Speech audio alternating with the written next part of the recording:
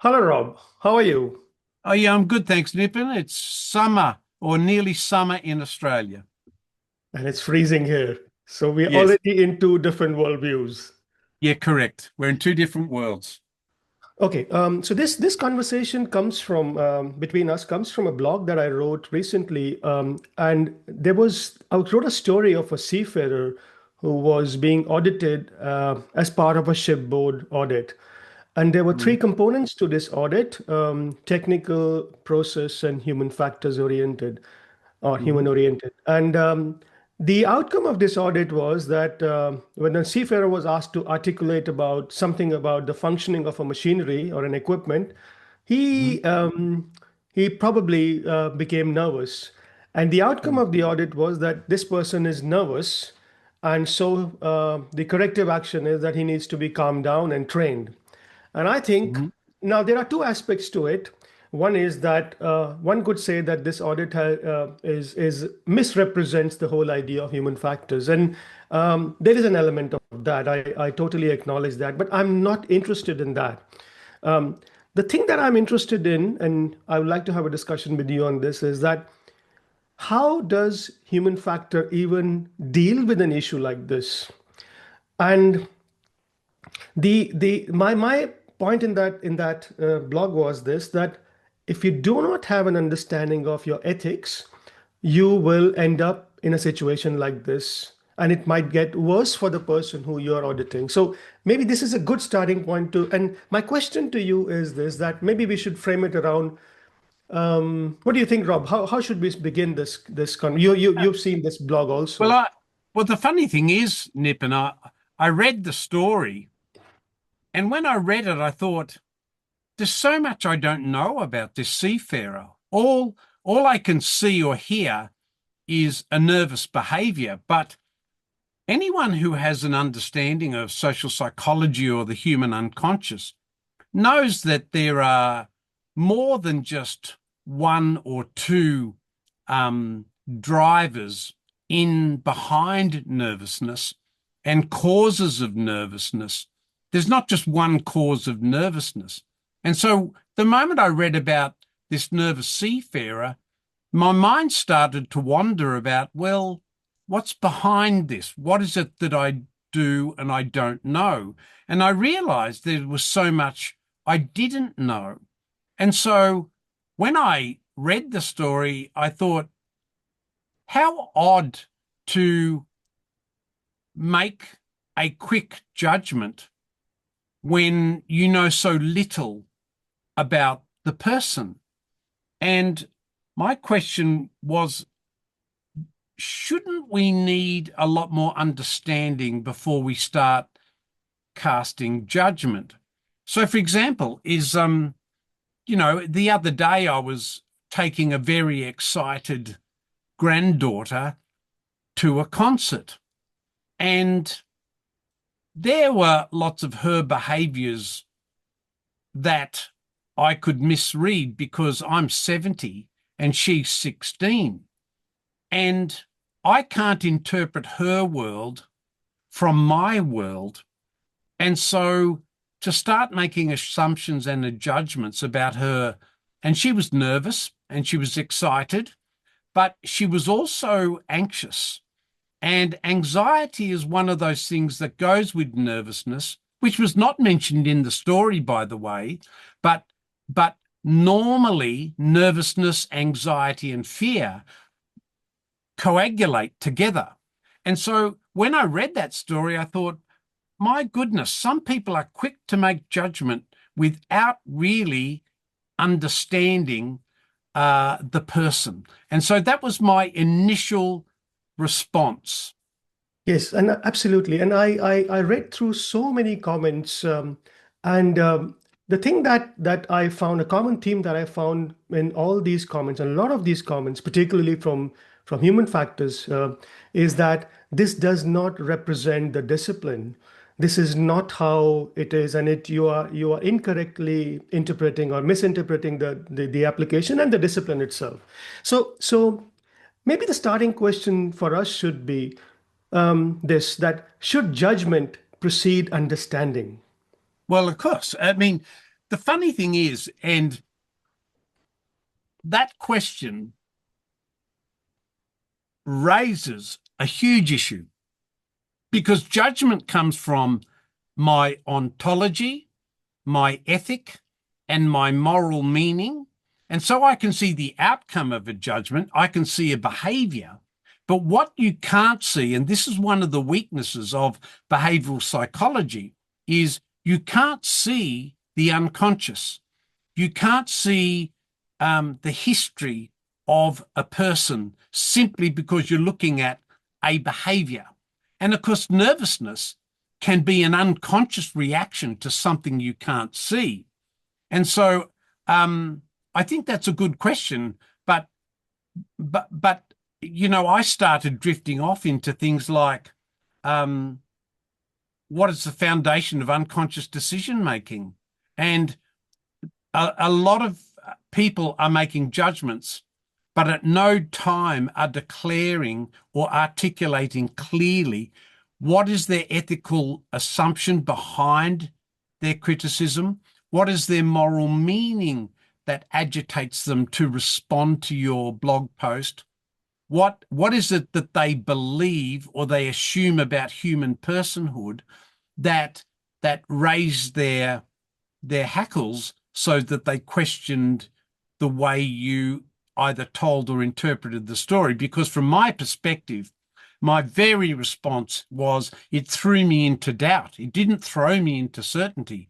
I threw into doubt and I thought, there's simply so much I don't know about this person or the cause of their nervousness that I can't judge.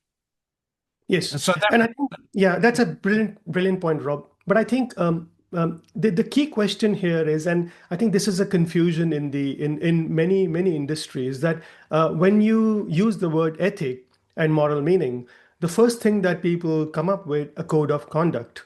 our code of conduct, yeah. So I think it's very important that we unpack the meaning of ethics, Yeah, yeah, moral yeah. meaning, in the simplest possible way.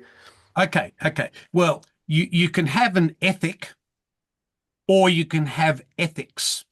And so the word ethic comes from the word ethos, the Greek word. And so, your ethos is very much tied to your identity, your belief, and your philosophy. And so you can have an invisible and hidden undergirding philosophy, and it doesn't need to be declared, but it's not connected at all to nervousness. So, for example, I could be either a Christian, a Buddhist, a Hindu, or an Islamic seafarer, and you may not know that those four belief systems can trigger a response that could drive nervousness, for example, for all sorts of reasons. But the point is, you can't see it. And to then make an assumption about a behavior without knowing such vital background to a person, such as their personal beliefs or their ontology or their ethic, is very, very different than saying, oh, this ship runs by these 10 codes of ethic.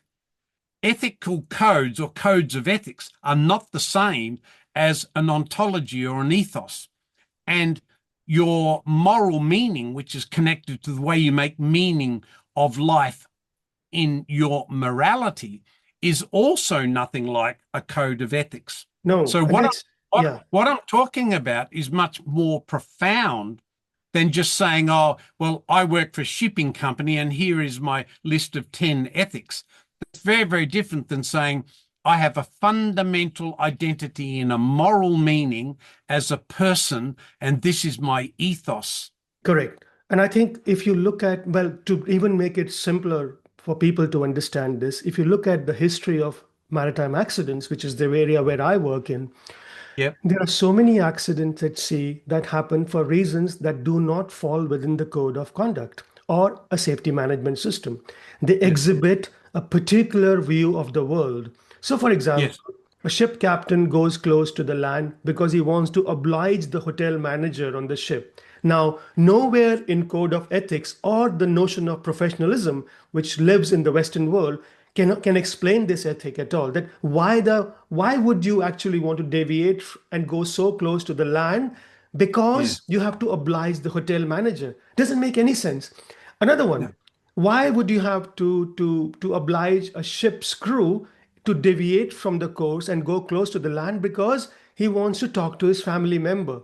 And that is the cause of another accident. Or you have a birthday party on board at that time when the ship is going close to the land. So the point we are trying to make here is that there are many, many reasons and unconscious to people who do make those decisions that Hmm. cannot be surfaced without having some kind of a doubt that my Yes. understanding, which comes from human factors about human beings, is not sufficient enough to understand human decision making. I think that's the Hmm. core of it. Well, yes, and I think despite um, lots of the things that people say in human factors about psychology, the fundamental drive of human factors has an origin and a history in engineering and measurement, and it is profoundly focused and slanted towards that. But there is no, I've never seen anywhere mentioned in human factors a discussion about the nature of the human unconscious, or indeed of the collective unconscious, the social unconscious, The or culture. even things like a discussion of what we know well as the social contract. You see, why does the captain go in close to the shore because of an obligation to someone else? Well, that's not in a code of ethics because that's a social contract. We know that as far back as Jeremy Bentham, what a social contract is. But I've read nothing about that in human factors and nothing about those non-measurable things. And you can have those same drives and energies to make decisions. I know people who make crazy decisions simply because they love someone. Yes. And then, They love someone. And absolutely. and they go nuts. They do something that you can't explain. Well, how about that?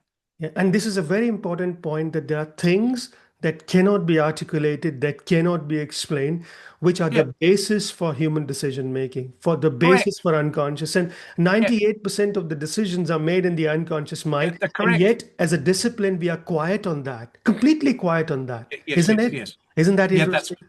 that Yeah. that's correct. So I think going back to the idea, which is that where the blog was pointing towards, and I think people don't understand that, is that we're not suggesting that human factors should be dismissed. What we are saying No, is that there's something foundational here to understand about human beings. If you want to understand a nervous person, which is their ethics and your own ethics when you are judging them. yes. So I think that's a good conversation, Rob. Yeah, I don't know if yeah. you want to add anything else. I think that's for me. It's Oh, we when look when we do some of our training on incident investigations in our discipline, which my discipline, social psychology, um, there is so much in any social situation that we don't know. There are dynamics and energies, and I even call them forces. So, if someone likes someone else, or if someone dislikes someone else, it's very, very hard to see that. It's not often revealed in a behavior. In fact, a lot of it has to do with our study of social psychology, which is you can only see the outcome of a prejudice. You can't see prejudice. You can only see its outcome. But the driver is a form of prejudice. And that prejudice can be formed socially, it can be formed religiously, that prejudice can be formed historically or culturally. And yet, until that form of prejudice is expressed, you still don't know what its fundamental energy and driver is. So I'll go back to the starting question you gave. Should judgment precede understanding? My response is no. I think we have to entertain doubt for much longer before we make judgment. And I think one of the best attributes we have, and we teach this a lot in the social psychology of risk, is we need to suspend our agenda for much longer before judgment, especially when we're told a quick story, there's a lack of information, we don't know enough. So suspend your agenda, um, entertain doubt, and ask a real significant question, which is, who is the human person? And that should drive you to delay judgment, sit back a bit, sit back in doubt. What do I not know?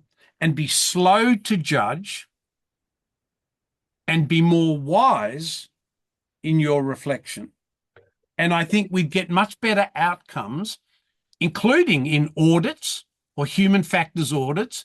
We'd get much better outcomes if we took a little bit more doubt with us into the audit.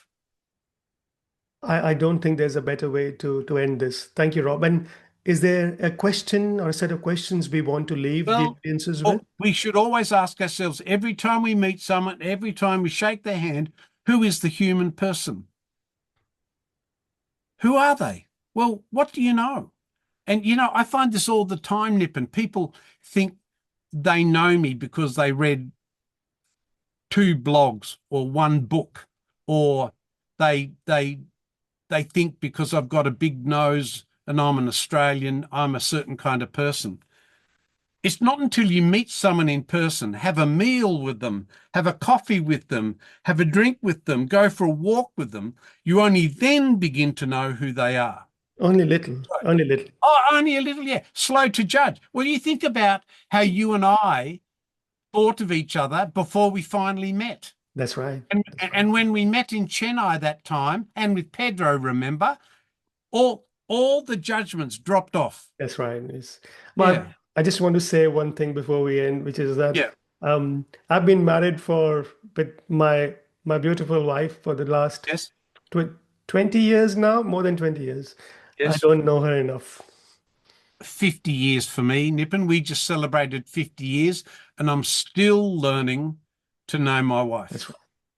So I think that's question, should judgment precede understanding, should end with the question, another question, which is, who is the person about whom we are Who is the making this person? judgment? Yeah, correct. Yeah. Yeah, who is the Great. person? Yeah. Yeah. Yes. Thank you, Rob. Lovely, lovely to chat. We'll talk again another time soon. Yes, yes, for sure. Yes.